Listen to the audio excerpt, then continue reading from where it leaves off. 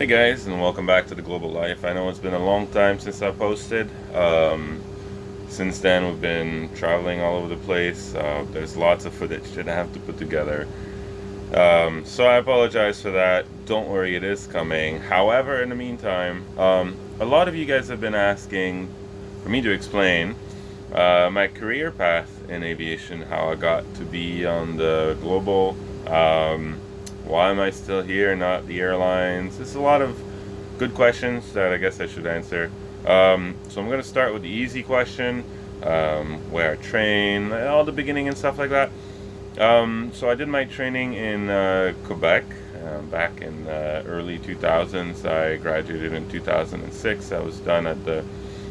I graduated from the Quebec Cégep, if you guys know it, the CQFA. I was a 2006 class graduate. So if there's anybody of you out there from the CQFA, hello. Um, the program there offered multi-engine rating or helicopter bush flying. So obviously I went with the multi-engine commercial rating. Straight out of flight school, the first thing I did was fly a Cessna 172 for the summer at my local home airport. It was a lot of fun. And then after that, I went on to work ramp. Moved to Ontario, started doing my flight instructor rating. And this is one of the questions that I got recently is,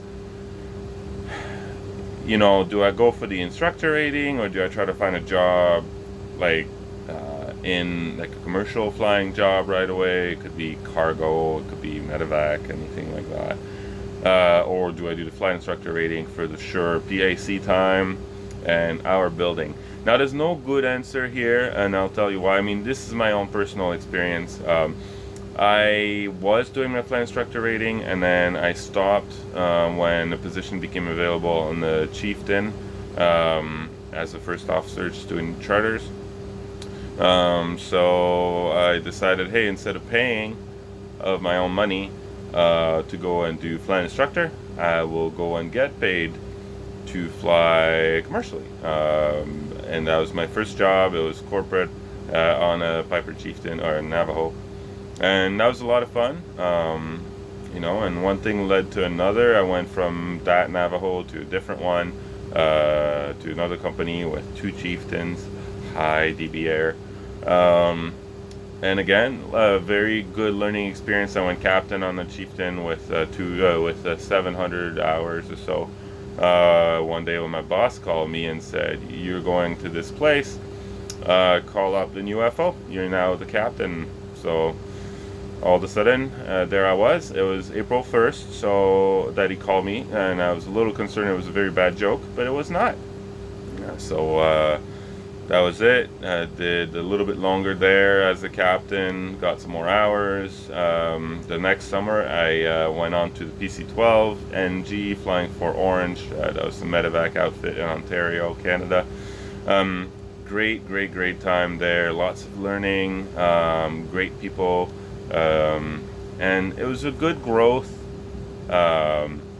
opportunity, really. I mean, because I went there as a first officer, I moved on to captain there during my time, and flying around Northern Ontario, Southern Ontario, always having to make rapid decisions on whether or not you had to go take a call when the life depended on it. That was challenging, but it was fun. Obviously, for those of you who know Orange or of Orange, you know that they went through some turbulent times, let's say. But thankfully, that it did not affect frontline workers like us. So through all that, I had a young family, and the only thing is, we couldn't really live for that much longer in Northern Ontario away from everybody else that we love. So we had to make a decision. We had to make a move. So I applied to fly for Jazz, which is one of the feeder airlines for Air Canada. Went through the whole hiring process. Everything went well, and I just missed the hiring window for the late spring, by a couple of days. So they put me on the back burner until the fall. So I kept working for Orange there. During the summer, however, a job posting came up at Chartwright, and which is a corporate outfit based in Toronto. They were looking for a jet first officer, and I'd always liked the idea of flying corporate jets, but as every other pilot, you think, well, airline is the goal. But I applied nonetheless, thinking it would be great, just to see if I could go through the interview process and everything, and that went well, actually. So well that they offered me a job the day before Jazz called me back to say that my ground school was booked and that I was, in the next ground school. So then I had a choice to make, as a lot of you will have to make or have had to make already in your career. And I had one day to make it. Do I go corporate or do I go airline? Thankfully, I had some good people in my life, I guess, who were able to steer me the right way, or not the right way, but the way that I have gone, I guess. Again, like I said, there's no good or bad answer. And 5 years after starting my flying career, 5 years after starting my flying career, I ended up at Chartwright, flying the Lear 45. I did 2 years on the Lear 45 exactly.